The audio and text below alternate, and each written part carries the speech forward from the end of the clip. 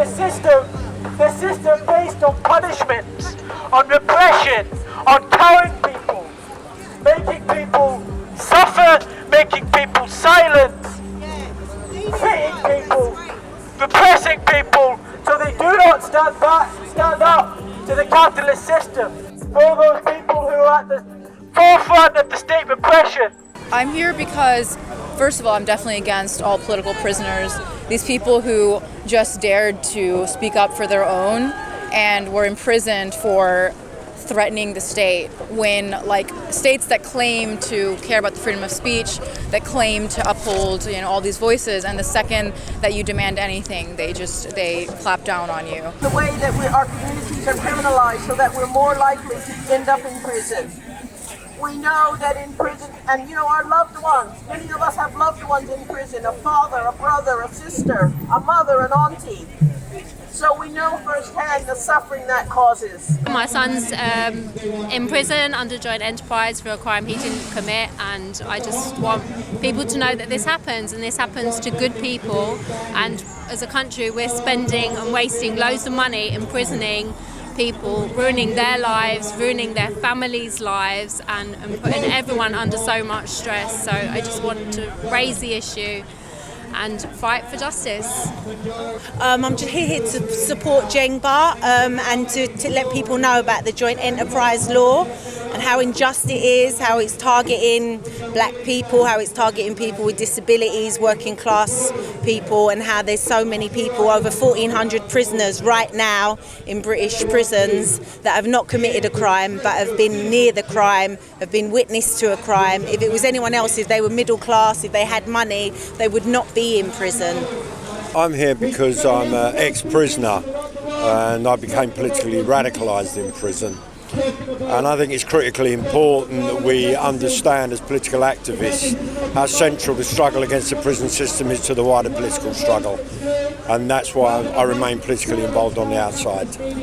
As the founder of the organisation, the Trans Prisoner Alliance, which I set up shortly after I was released after 30 years in prison, I decided there needs to be someone like me who can campaign about prisoners' rights, especially transgender prisoners' rights.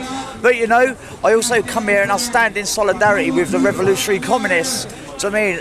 And I support their position that capitalism is generally the root of oppression of women, generally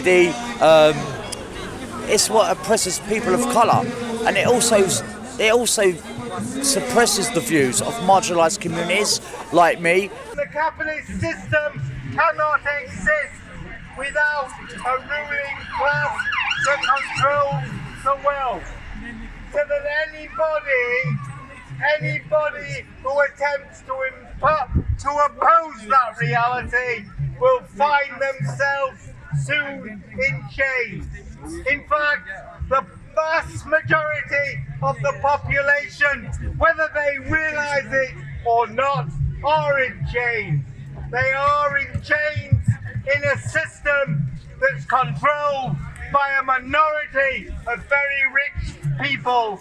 I'm here because I write the prison page in Fight Racism, Fight Imperialism, this newspaper of the Revolutionary Communist Group, which demonstrates regular solidarity with prisoners, both those obviously classed as political and those who are there because of the politics of the capitalist system.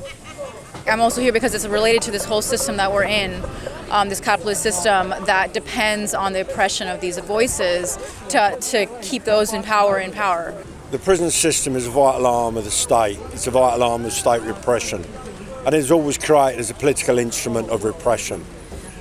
The problem with the British left is having never directly experienced prison, like for example the left in Northern Ireland or the rest in the colonial world, who understand how central that struggle is against the state. The British left still have to make that connection, but they're going to be making that connection very soon because of new bills criminalising political dissent and protest. They will then, like it or not, have to understand how central to the wider political struggle the prison struggle is.